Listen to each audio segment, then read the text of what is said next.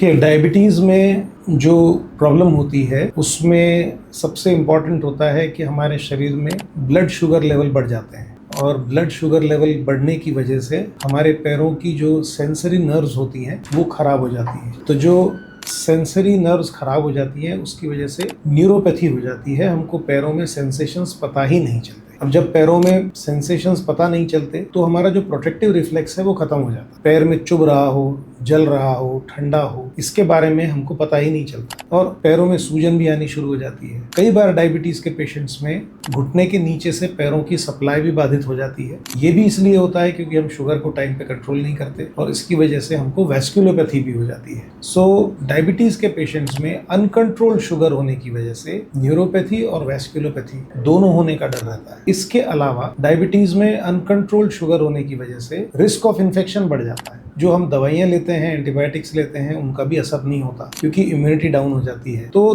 There are 3 factors जिसकी वजह से हमारे पैरों के घाव और ज्यादा कॉम्प्लिकेट हो जाते हैं, भरते नहीं है। अक्सर जो न्यूरोपैथिक अल्सर्स होते हैं, मतलब पैर सुन्न होने की वजह से जो अल्सर्स हो जाते हैं, वो डिटीरियरेट होते हैं, वो बिगड़ते चले जाते हैं क्योंकि उन छालों में, उन घावों में हमें दर्द ही नहीं हो। हम डरते सिर्फ दर्द से हैं और अगर हमें किसी घाव में दर्द नहीं हो रहा तो हम उसको सीरियसली नहीं लेते। इसलिए पहले जो छाला होता है वो चमड़ी से शुरू होके सुराख करते हुए अंदर हड्डी तक पहुंच जाता है, फिर भी हमको उसका ध्यान नहीं रहता क्योंकि हमको दर्द ही नहीं होता। सो इसका सबसे डेंजरस पार्ट ये है कि diabetes is known to be a silent killer. ये एक ऐसी बीमारी है जिसमें आपको तकलीफ नहीं होती, दर्द नहीं होता, और जब दर्द नहीं होता तो हमें उस बीमारी से डर नहीं लगता। सो डायबिटिक वुंड्स में ये 3 प्रॉब्लम्स हो जाती हैं, न्यूरोपैथी, वैस्कुलोपैथी और इंक्रीज्ड रिस्क ऑफ इन्फेक्शन। इन तीनों की वजह से घाव जल्दी नहीं भरते। इसका पहला क्राइटेरिया ये होता है, डायबिटीज को स्ट्रिक्ट कंट्रोल में रखना होता है। अक्सर हमने ये देखा है कि हमारे यहाँ डायबिटीज कंट्रोल का मतलब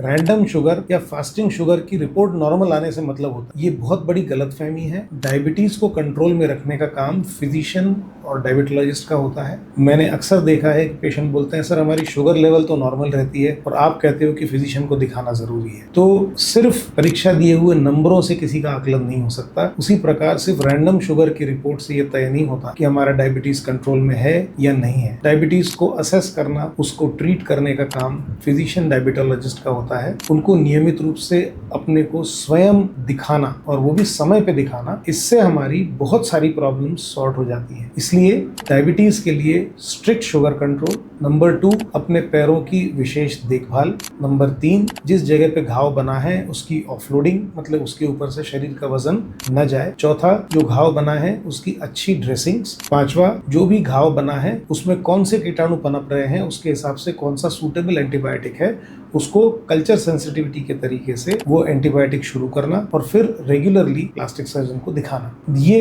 की क्राइटेरिया होते हैं किसी भी डायबिटिक फुट इन्फेक्शन को ट्रीट करने के या डायबिटीज के पैरों के घाव को ट्रीट करने के। फिर एक नए वीडियो के साथ आपके सामने उपस्थित होऊंगा। नमस्कार।